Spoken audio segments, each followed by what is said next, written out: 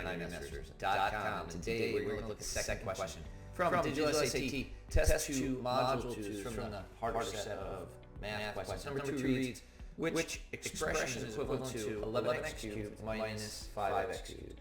Well, you see, you have the same variable x, and you have the same exponent 3. So in that case, you can combine like terms. In other words, you can think of it like this. You've got 11x cubes, and you're taking away 5x cubed. So literally, you're just subtracting 11x cubed and 5x cubed, and you get 6x cubed. So your correct answer is B. Answer is A is if you added a mistake. You do not change the exponents, so C and D are gone. When you're adding or subtracting, do not change the exponent.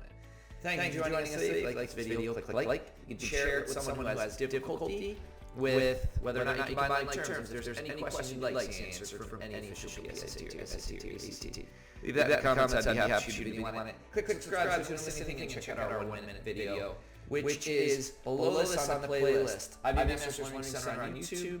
Test 2 Module 2B, the harder set of math questions. Have a great day.